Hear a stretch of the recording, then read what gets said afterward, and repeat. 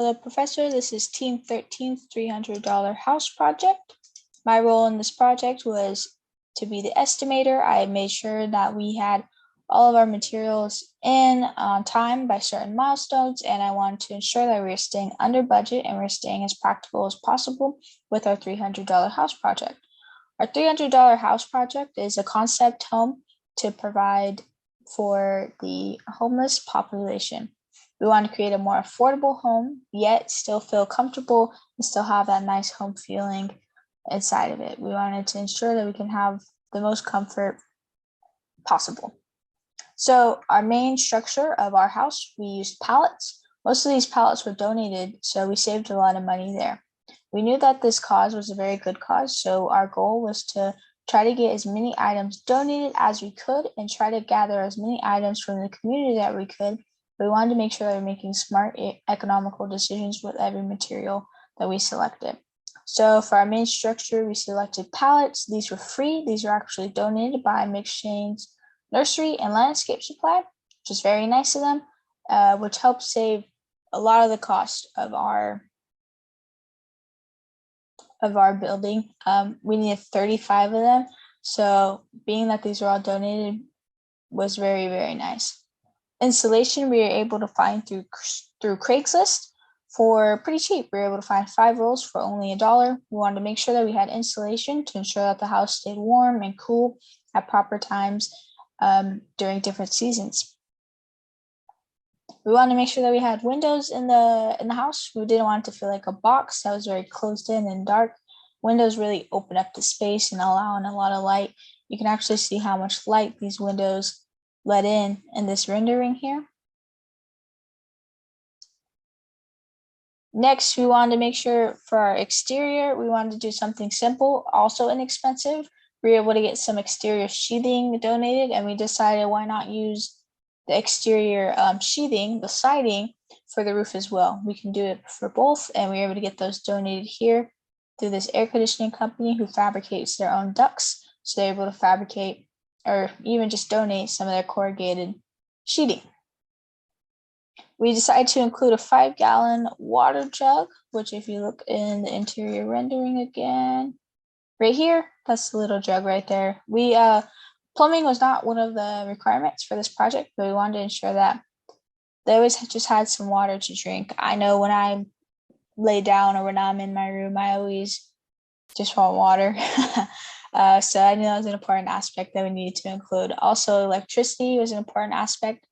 We understand that they don't have access to a lot of electrical items, but just having that electrical outlet there to be able to charge any of their devices or to even have their heater plugged in, which we also have here. We wanted to ensure that they would stay warm during those winter months, was very important. And that electricity comes from the solar panel that we have on our roof, which you can see in one of these. There is a little solar panel there. Yeah, so that comes with the solar panel. We're able to find a pretty inexpensive solar panel from Walmart, actually, and that was only about $20 there. We were able to find, of course, you need a door, which was free. The futon was a nice bed. We decided on a futon because it could turn into a bed and a couch, and it was fairly inexpensive, only $50.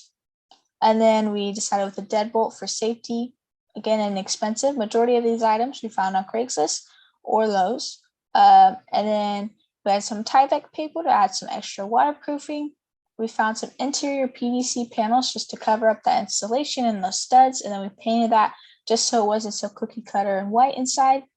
And then we had a regular can light and a heater just to add to the overall comfort. Good afternoon, good morning, Professor.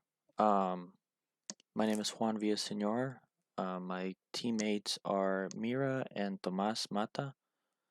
So, my role in our project was being the designer of the model. I will first begin talking about the original design and then continue into some challenges along the way and finally the learning outcomes of this project. So, our original design was fairly simple, 8 feet by 8 feet. The back wall is 10 feet by 2 inches. And as you can see, this is some of the original models that I had. This is the framework of the inside. We used pallets to make the frames. And on the outside, as you can see on this one, is corrugated metal. Inside, we have a futon, a heater, and a 5-gallon water with a pump. On the roof, we had the solar panel. Some of the details about this, the SketchUp switching into Revit. One of the challenges that I had is what I thought that I could do was just add the SketchUp into Revit by downloading it as an SKP and then importing it from Revit. However, after finding out that I couldn't do that, I had to originally make it on Revit. And that was one of the biggest challenges for me because Revit was fairly new to me. But overall, I think I, learned my way through it. Um, got some good interior renderings. Exterior renderings is going to be right here. Here's the 3D look of it. You helped me out with the corrugated metal, as you can see on the outside, because it wasn't one of the materials, so I appreciate that. But one of the biggest challenges in the Revit was actually for me the slope on the roof. I did have to look up a couple YouTube videos to understand that, but I think I did a pretty good job. Adding the walls and windows were fairly simple, and then just the region of it was pretty simple from the Walmart project, which was a good project. I really liked learning.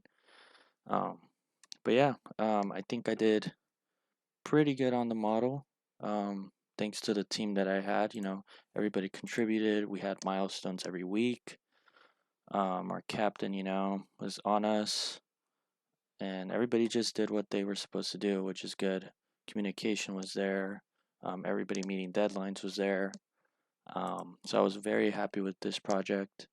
I think we did a good job. We are currently doing, the final submission, which is going to be turned in by the time you see this as well. But we have a very good team. I was very happy with being in part of this team. And yeah, some of the learning outcomes that I learned was a little bit more about Revit. Saw a professor helped a lot as well, and YouTube videos. But yeah, I am very happy with how everything came out. I could show you some of the renderings on the poster, since I don't know if I'll have time. But this is what it looks like on the interior.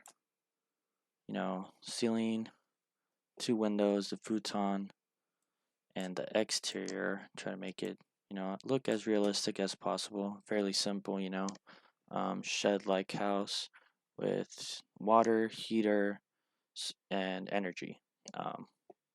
So yeah, Juan Villasenor, designer. Thank you. Hello, this is Tomas Mata, and this is our 300 House Project Team 13 with Juan Villasenor and Miralena Patino. We started with our project, and this is our full submission. My part was to narrate the poster, and we came up with that there's been homelessness everywhere you've been, and it's been a social problem no matter where you go. And there's been studies done, and in 2020, in Fresno local area, there was claimed that there was a 70% increase in the desolate, meaning the homeless, from January 2019 to January 2020. So we figured we had to try to build some homes, sustainable homes for under $300 for this area. We obviously had a couple ideas, and we wanted to build a home where it was sustainable and also have like a safe feel to it. It will feel warm, and when you get there, not just feel like you're somewhere you stay at, like a shelter. So we had that going, and in order to get that going, I like the way me and Lena set up the milestones. This was our first week.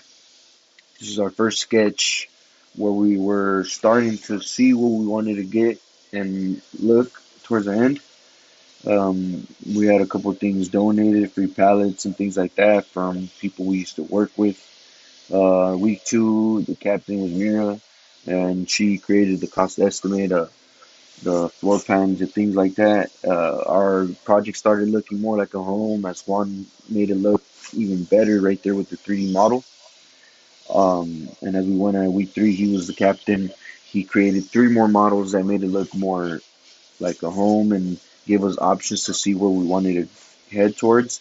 Uh, During the 4th week, we were all captains. We were putting our things together, trying to get our poster together and everything we needed to complete this project. And during week 5, we did all this pretty much just trying to do our videos and everything set up.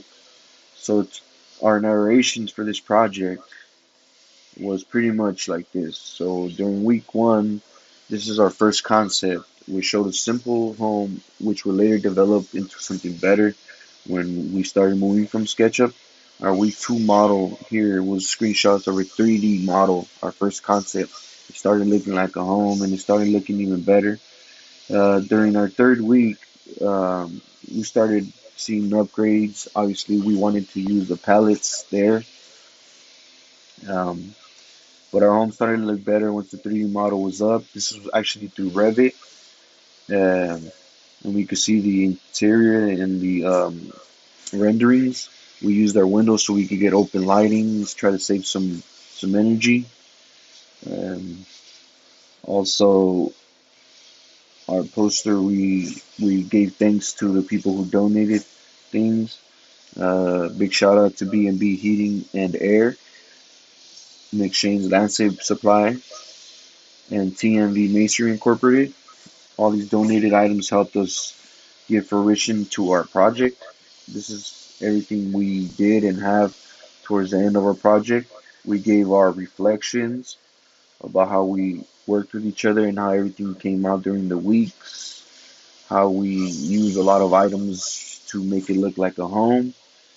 Um, Also, the weeks went on and we started seeing things that we don't normally see. The teamwork was working well, and also we got a quick glimpse, snippet of how it feels to work in the construction world. Also, I was also in charge of this hour log where it shows how much hours we put in. Week 1, we all put in the 2 hours of class and then 2 hours to recompensate for those.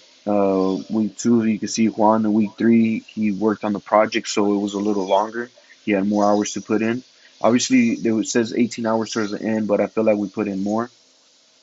Mira on the first week, 5 hours because she created that log that helped us throughout the whole project.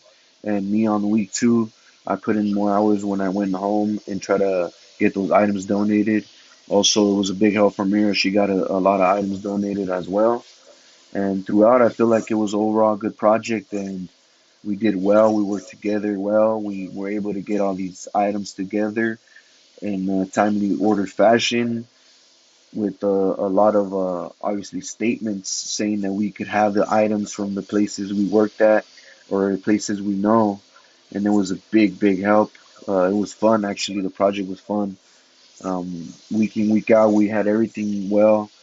Right here on the table of contents, I had to use my iPad because it wasn't working with my computer, and I wasn't able to record it, so I had to find my own way to record it. But if you look at it through the other page, it looks way better. And yeah, this is towards the end of our final project, and I just want to say I feel good about it. And thank you very much for your time, and this is the finale.